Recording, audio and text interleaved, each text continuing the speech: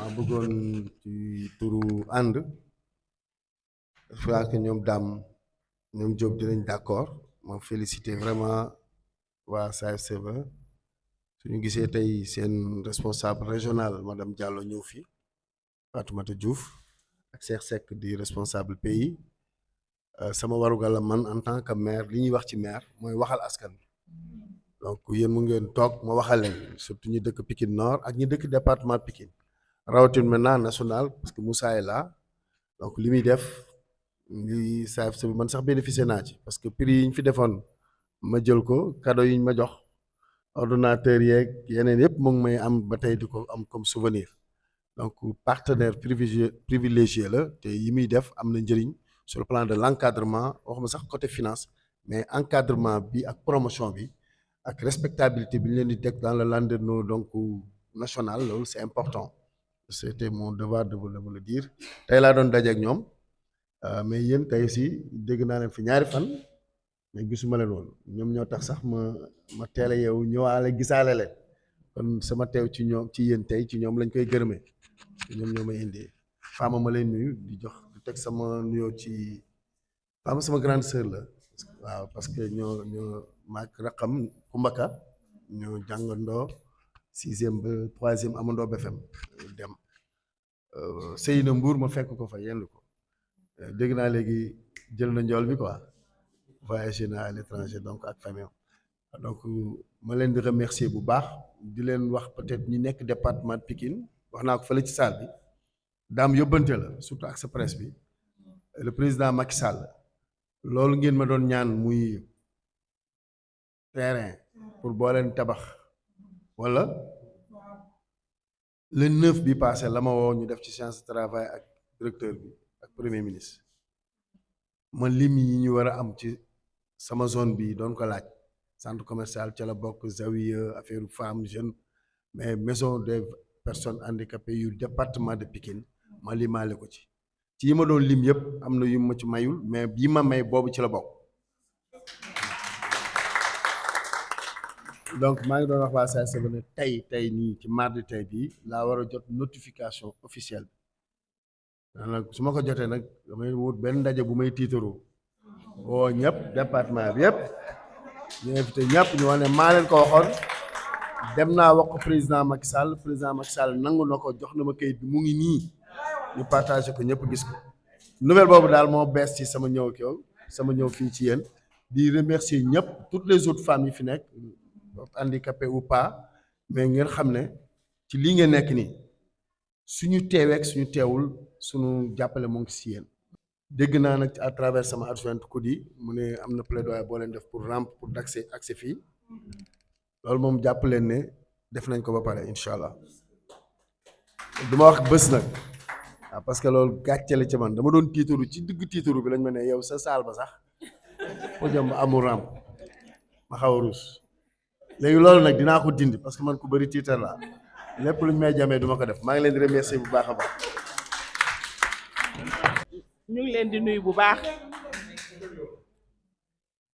ñu ngi leen di nuyu bu baax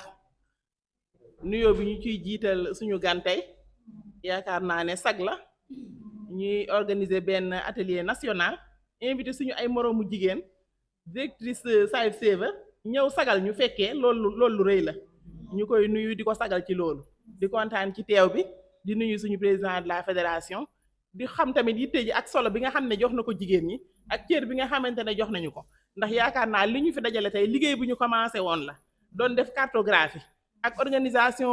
de femmes yi nekk ci suñu zone yi ñuy liggéey ak ñoom ñu xool naka la ñuy lëkkaloo ak ñoom liggéey boobu lañ ñëwoon tey pour di ko mottali fii kon loolu am na solo lool ndax ay organisation yu mag ñoo fi teew man je suis la première vice-présidente je viens de la région de Kaolack madame Diallo mës nañ gisante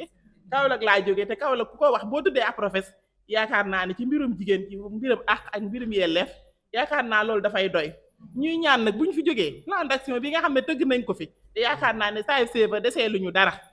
dama koy wax à chaque fois dañ koy tiitaroo waaw. Mariama Bari man la ñu jox honneur pour ma ñëw restituer les travaux du groupe 3 le groupe de Khady et de la doyenne madame Mbacké et les autres membres Khady du FAWE ñeneen ñi la fàtte seen tur plus man madame Diaw donc travaux bi travail bi ñu jox bi noonu mooy comment identifier les organes ñun dañu ne il faut qu'on essaie d'abord d'identifier les organisations féminines boobu la ñu commencé mais juste quelques organismes la ñu listé wuñu tout donc fii dañu ne la plateforme des femmes pour la paix en Casamance ci biir plateforme boobu nag c'est une plateforme qui regroupe plusieurs entités il y a l'association Ousoforal loolu je pense que waa Casamance ñoo koy gën a xam nañu ànd jàppoo jàmm ñëw am na Kabonketor am na union des personnes handicapées am na Kabonketor et d'autres organismes parce qu'il y en a beaucoup man je parle en connaissance de cause je pense que plus de 35 organismes ñoo nekk dans cette plateforme là il y a le FAWE mi nga xamante ne day agir sur scolarisation et le maintien des filles à l'école FAWE il y a le CLVF comité de lutte contre les violences faites aux femmes def nañu le COSEF mooy le conseil sénégalais des femmes def nañu FAPS def nañu AJS def les GPF def le FSAPH mooy le comité des femmes def nañu le réseau Siggil Jigéen def nañu la SCOFI bi intervenir dans le domaine de l'éducation et du maintien des filles def nañu AMFE etc. donc liste nañu quelques rek la liste n'est pas exhaustive mais ñun dañu lister rek quelques ñu ñëw en 2.2 les stratégies d'inclusion voilà le plan d'action dañu def tamit quelques activités de sensibilisation d'abord parce que on s'est dit que il faut que ñu def sensibilisation bi donc pour axe stratégique bi pour la sensibilisation dañu def activité information d'abord on veut informer faire le maillage dans tout le territoire pour que ñu mën a xam les questions des personnes handicapées avec les organismes féminines donc ñu def information def maillage national pour les activités loolu la ñu listé objectif bi lan moo waral ñu wax ne loolu la ñu bëgg a def c'est impliquer toutes les ASC pour une meilleure mise en concept de l'inclusion pour que ñëpp am la même information la même prise en compte du dimension de l'handicap donc objectif bi loolu moo tax ñu def ko les acteurs impliqués le CFSAF mooy le comité des femmes autres organismes féminines la population la communauté en quelque sorte la communauté toute entière on les sensibilise en deuxième point ñu ne lan la ñu war a def c'est une formation faire des formations formation en quoi en droits humains parce que on pense que pour ñu mën a atteindre suñu objectif il faut que ñun ñëpp ñu nekk au même niveau d'information sur les questions de droits humains pour que ñu mën a accepter la personne handicapée sur que ne yàlla moo ko def noonu mais elle fait partie intégrante de la société donc les droits humains am na importance objectif bi c'est approprier des concepts clés et des tests fondamentaux parce que on sait que am na ay concepts yi nga xamante ne la population ñi ngi koy wax les personnes handicapées alors que warul demee noonu donc il faut que ñu former leen pour que ñu mën a xam ne y a de ces concepts day blesser la personne handicapée donc te warul nekk noonu donc il faut que ñu former leen ba ñu mën a xam ay appellation yeneen yi ñu mun ko bannir pour ne pas frustrer la personne handicapée en tant qu'être humain ki nga xam ne am na solo ci biir société bi ñu def une meilleure prise en compte du concept de l'inclusion loolu tamit ça fait partie des objectifs boobu la ñu mën a bëgg atteindre que ñëpp am une conception beneen conception bi nga xam ne du bu ñuy doon tàmm di am pour que ñu mën a jël les personnes handicapées ñu mun leen jox seen place dans la société ok loolu bu ñu paree léegi ñu def fii les acteurs les CF le comité des femmes AJS autres organisations ñu ñëw sur toujours la formation la communication et le leadership parce que on pense que pour que ñu mën a def loolu yëpp il faut que ñu outiller les personnes handicapées en leadership d'abord ñu mën a gëm seen bopp mën a am tamit ay techniques de communication li ñuy wax mu doon lu leer lu dëggu ci ñoom te fekk du ñu ne lii walla lii mais mu doon lu leer li nga xam ne fu ñu ko wax rek nit ñi xam ne kii li muy wax xam na ko te elle a confiance en soi donc loolu tamit c'est un besoin en formation en technique de communication ñu xam lu ñuy wax ak fan lañ koy waxee ak nu ñu koy waxee am na solo objectif bi pour ça dañu bëgg viser objectif bi mooy permettre aux cibles de défendre leurs droits et d'accéder aux instances de décision. On pense que bu ñu leen capacité en technique de communication et en leadership résultat bi ñuy dem am c'est que dinañu gën a gëm seen bopp gën a am sañ-sañ di wax partout fu ñu leen woo di jël seen besoins yi en charge. Ok après fii tamit les acteurs impliqués comité des femmes autres associations féminines FAWE AGS. Donc ñu ñëw toujours dans le plaidoyer comme formation capaciter les cibles femmes et les jeunes filles. Objectif bi loolu la parce que dañ ne comme plaidoyer mën nañu jaar à travers le plaidoyer pour que ñu mën a capaciter les jeunes filles et les femmes comme projet bi seen cible bu gën a am solo bi mooy les femmes et les jeunes filles donc moo tax ñu def objectif bi ñooñu mais on s'est dit dans le groupe il y a des gens qui ont dit que faut pas que ñu bàyyi les hommes aussi en rade parce que pour ñu mën a atteindre les résultats escomptés il faut que ñëpp bokk ñu mën a xeex affaire bi ñu mën ci réussir. Donc toujours comité des femmes autres organisations féminines et partenaires ñu ñëw le plaidoyer en tant qu'axe stratégique on s'est dit que si plaidoyer bi en tant qu'activité aussi moom tam dañ koy defaral benn activité nga xamante ne dañuy mettre en place un plan de plaidoyer comme activité identifier les cibles à convaincre pour l'appropriation de la dimension handicap et l'adhésion à la cause. Plaidoyer bi nag c'est du au niveau étatique la ñu bëgg parce que plaidoyer boo koy wax c'est da nga bëgg sensibiliser ay autorités pour que ñu mën a jël une prise en compte une décision mën ko appliquer donc ñu ne cible bi identifier les cibles pour l'appropriation de la dimension handicap et l'adhésion à la cause parce que gis nañu nu mu tudduti le kii am na benn loi bu ñu voté nu ñu koy waxati aidez-moi la loi d'orientation nit ñi approprié guñ ko donc dañu bëgg à travers ce plaidoyer ñu mën a dem ba nga xam ne état bi li mu wax noonu loi boobu ñu mën ko vulgariser mettre ko en œuvre ba nga xamante ne dinañ ci gis suñu bopp donc loolu tam mi ngi fi acteurs impliqués ñu def comité des femmes les autres organismes féminins. Maintenant en dernière position c'est la communication en tant que telle comme activité dañ ne vulgariser le plan d'action boobu tamit c'est comme une activité dañ ko jël comme activité naka la ñuy def ba ñu vulgariser le plan d'action bi ñu def nii en tant que tel ñu defaral ko activité rendre visible les actions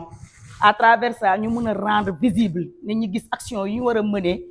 ci plan d'action bi ñu rendre ko visible ñëpp mën ci jot ñu mën ko exécuter de manière opérationnelle.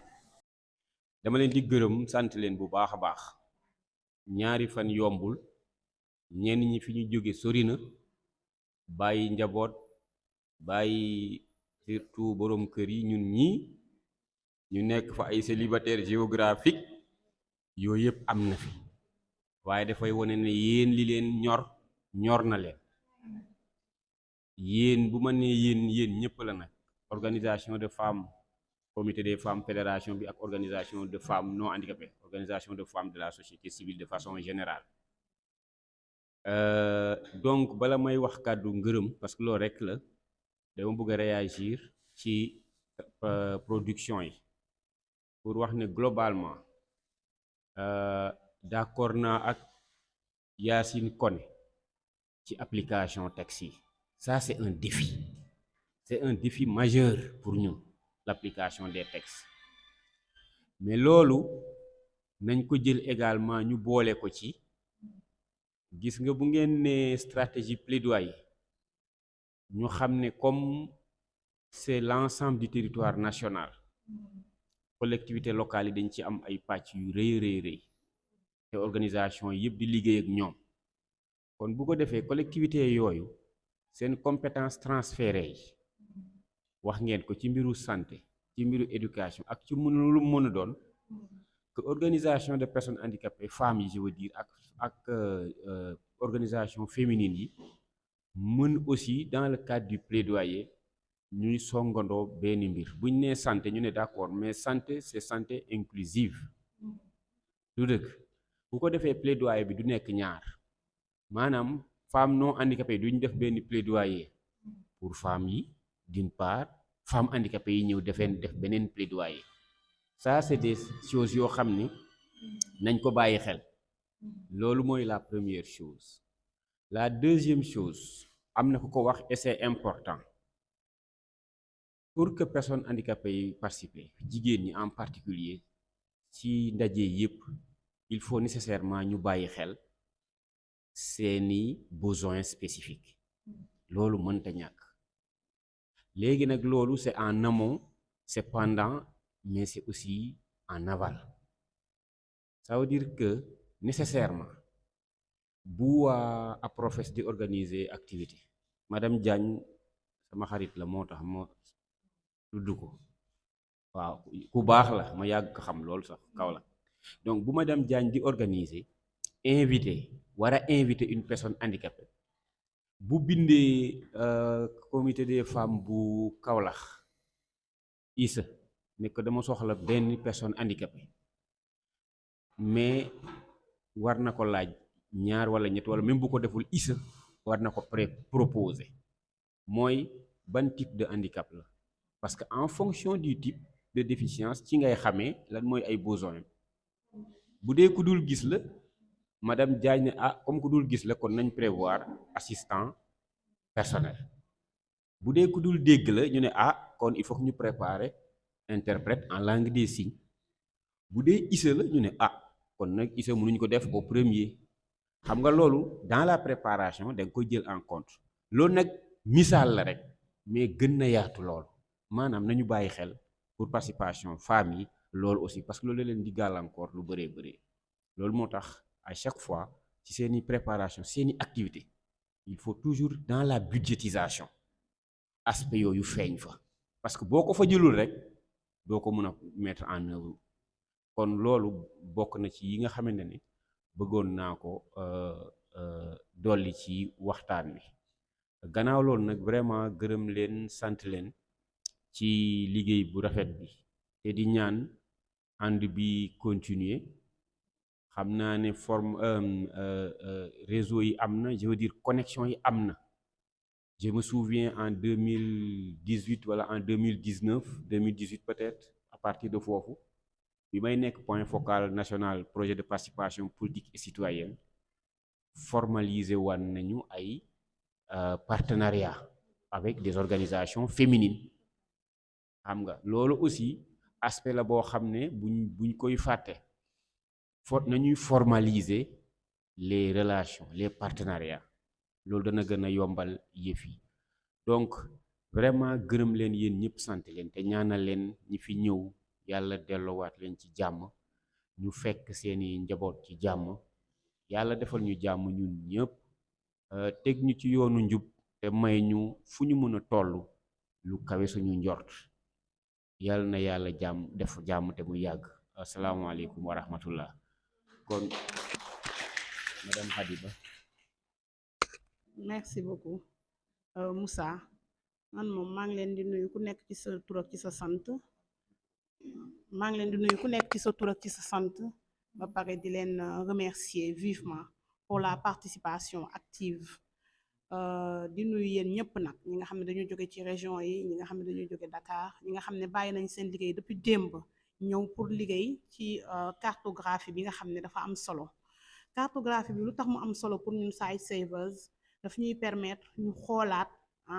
suñuy orientation xam ci ay lim ñaata association de femmes ñoo ci nekk ci biir association yi y a combien de personnes handicapées pour pouvoir orienter waat suñuy stratégie en génnee ngeen ko fii sax en termes de renforcement de capacité en termes de leadership etc. Donc c'est un document qui est très important. Moussa, je vais commencer par là où tu as terminé, s'agissant de la formalisation. Parce que projet de participation politique et citoyenne, c'est vrai, il y avait des alliances, il y avait un réseautage entre les associations de la société civile féminine et les associations de personnes handicapées. Et donc, c'est l'occasion ici, en tout cas, ñu defaraat en tout cas partenariat boobu l'un dans l'autre que l'on sache que ñun ñëpp on est là pour les mêmes objectifs tey lépp li nga xam ne femmes handicapées yi jàpp nañ ci jeunes handicapés yi jàpp nañ ci société civile bi mën ci dugal seen loxo lépp li nga xam ne tamit société civile bi mu ngi koy def ci wàllu protection respect des droits des femmes ñu dugal ci personnes handicapées yi pour que ñoom tamit ñu mën a jël seeni ay besoins yi nga xam ne dafa leen spécifique selon le type de handicap. C'est vraiment l'occasion de remercier tout le monde ici et vous dire que Moussa, nous sommes arrivés peut-être activité bi ñu doon def mooy activité bi nga xam ne moo mujj ci suñu plan d'action de 2023 et léegi on se prépare pour les prochaines étapes et les prochaines étapes sont très importantes dañuy laaj la participation de tout un chacun parce qu'on va vers la planification, on va vers la budgétisation des activités pour l'année prochaine. Donc, et comme pour cette année, oui, pour cette année, excuse-moi, pour cette année 2024. Et donc, ça demande l'implication de tous. Nous savons surtout que projet bi ko tëggaatee projet bu bees la dafa jox ce que je dis une part belle aux femmes handicapées, aux jeunes de façon générale parce que ñooñu dañ leen bëgg a dégg dañ leen bëgg a dégg fu ci wàllu participation dañ leen bëgg a dégg ci wàllu développement local inclusif dañ leen bëgg a dégg xam lan la ñuy xalaat te loolu dafa am solo pour ñun dafa am vraiment solo pour ñun et je vous remercie encore une fois jërëjëf. Merci président maa ngi leen di delluwaat di leen gërëm bu baax a baax a baax di leen wax ne kontaan naa trop ci 2 jours yi nekk ak yéen et j'ai beaucoup appris wax dëgg yàlla parce que nag mën naa ne ay expert tey laa fi dajeel nekk ngeen une corporation boo xamante ni tey jii ku nekk tey jii soxla na leen ku ne bëgg na nekk ak yéen man dey wax dëgg yàlla lii suñu benn naatangoo wax démb rek tey jii lépp loo xamante ni ñoo ngi koy étudier rek c'est l'humain amul xaaj ak seen ku ci nekk rek jëlal mbir mi nga def ko sa bopp te nga xam ni que ni tamit yow it lii mooy sa taxawaay sànq maire wax na ko bi mu nekkee ak la délégation mu xamal ni que ni moom lépp loo xamante ni rek mi ngi koy def si fànn wi moom boppam la si jiital d'abord parce que xam na ni que ni ba mu juddoo rek la jàpp ni que ni war naa mën a nekk handicapé kon nag ku ci nekk rek su fekkente loolu jël nga ko wéyale ko def ko ci sa bopp yaakaar naa ne nit ki rek ngay gis doo gis leneen tey jii collectivité territoriale yi dañoo war di travailler ak organisation bu ne te foog naa ni fii Pikine Nord fekk ngeen fi organisation bu taxaw boo xamante ni guddi ak bëccëg ñoo ngi ànd ak collectivité bi di liggéeyandoo ak ñoom ci conseil municipal bi foog naa ne am nañ ci ay représentation yu significative lépp loo xamante ne ñu ngi koy programmer ci biir commune bi xalaataale nañ ci donc li nga xamante ni mooy norme yi pour ñu jéem ko respecter donc ci laa colaas maire ne ko saal ba day am na lu des yóbbante nañ ma kon loo xamante ni la kenn warul def lenn jamono ji te doo ci am considération di rek wax ni rek ci projet yi ñu jëm ñaan nañu yàlla donc di leen ci accompagner à tout moment donc maa ngi leen di dellu rek di leen joxaat sama contentement sama satisfaction ci 2 jours yi nga xamante ni donc ñu ngi ko ànd di leen gërëm di leen sant di xalaat tamit rek souhaiter mu amaat encore yeneen rencontre parce que nag lii c'est une rencontre nationale yàlla dogal na ci tey jii fekk naa fi ko jóge Kolda ko jóge Kaolack donc ko jóge Ziguinchor waxaale wu ma waa Dakar ñoom faama ndax ñoom bés bu nekk ñoo ngi gisee bés bu nekk ñoo ngi ànd ñoo ngi bokk yu baree bare ku si mel ni ñoom kay jóg ñoom ñëpp te di gën a kontaan rek aussi ci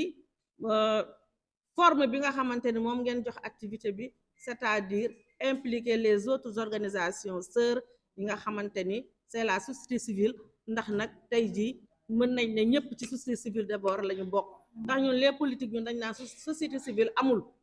mais nag société civile aussi mën nañu jàpp ne que ni ñoom am nañu seen gis-gis am nañu seeni démarche yoo xamante ni loolu moom mooy war a mën a tax donc ñu ne ñoom ay société ils sont de la société civile maa ngi leen di nuyu bu baax a baax donc di delloo kàddu gi di ko fi wàccee.